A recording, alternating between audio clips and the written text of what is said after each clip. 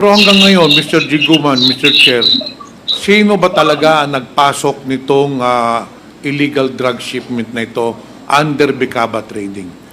Your Honor, based on the reports, even in my affidavit, Your Honor, in my last testimony, Hernan died or nilaso nila, sabi nila mismo, nung itsikwa at kasama ni Bidasto Cabral Barakel, ni Loquigan, ni Katipan, na ang nagparating yan ay si Michael Yang, si Mans, at saka si Pulong Duterte.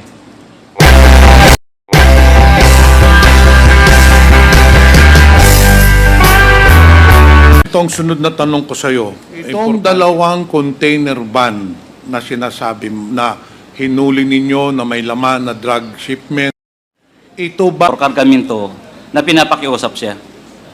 So, isa po yan na sa mga pinapakiusap niya na kargamento, pati po yung mga missing containers at saka pati po yung ibang mga nahuli sa warehouse. Missing containers at saka pati po yung ibang mga nahuli sa warehouse. sabi mo, Mr. Chair, Guban, na maraming hinihiling sa iyo ni Small Abrera na maipapasok na mga kargamento. Kasama na itong ilang container van ba ito? Isang container van lang? Isa lang po, Your Honor. Recording in progress. Isang container van lang. So, pero ito na nga yung binabanggit niya. Isa po yan, Your Honor. Okay, so nung na-identify na ninyo yung container van, ano na nangyari? Did you report it to PIDEA para gumawa ng control delivery?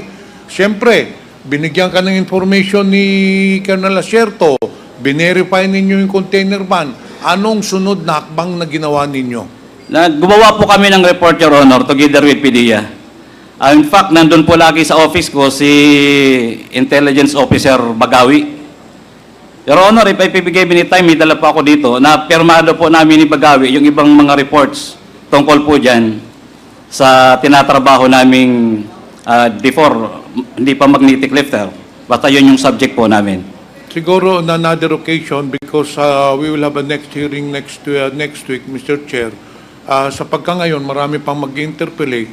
But anyway, after nung identify mong container van nyo, coordinated with PIDEA, ano nang sunod na nangyari? Hanggang sa, Your Honor, inaprobahan na po yung aming request through the Deputy Commissioner for Intelligence ng Bureau of Customs. Inaprobahan na po ni Commissioner na ibaba, buksan ang container number na yon na ni-request po namin dahil natapos na po namin ma-develop doon po sa Manila International Container Port. And that was also the time, Your Honors, na inorderan si Collector Bakiran para isaayos yung container na yun na may lamang magnetic lifter. So, kailan nyo binuksan yung container van? Kung di po ako nagkakamali, Your Honor, that was August 7, 2018. Pero sa pagkakaalam ko, hindi ba dinalan nyo sa warehouse yung container van? No, Your Honor, sa loob po mismo ng custom po yan hinuli. Hindi po yan nakalabas. Okay, so hindi na nakalabas. Opo, Your And Honor. then after that, you did your investigation and then you filed cases. Your Honor, turnover na po namin sa PIDEA during that time. Sila na po nun, kasi wala na po sa amin ang trabaho nun. Trabaho na po ng PIDEA. After po ng interception, after ng apprehension, nasa PIDEA na po ang kamay. Pati po yung pag-inventaryo ng illegal na drogang shabu.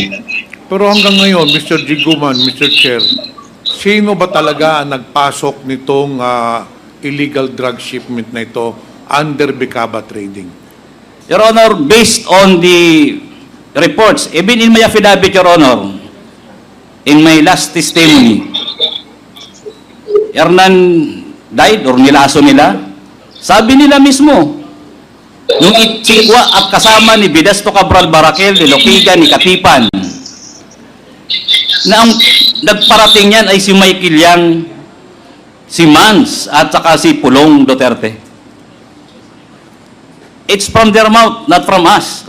Which, if I may continue, Your Honor, na yun din ang sinasabi ni Mr. Paul Gutierrez sa advice sa kanya ni Benny Antiporda na wag kong babanggitin during the hearing na hindi ko magawa-gawa, Your Honors, kaya si Colonel Asierto ang naisip kong isakripisyo ang buhay para po kami lahat ligtas. Akala ko po lahat kami maliligtas. I am under duress, threatened ako so much, kaya yan po ang ginawa kong paraan. Nagsakripisyo kami.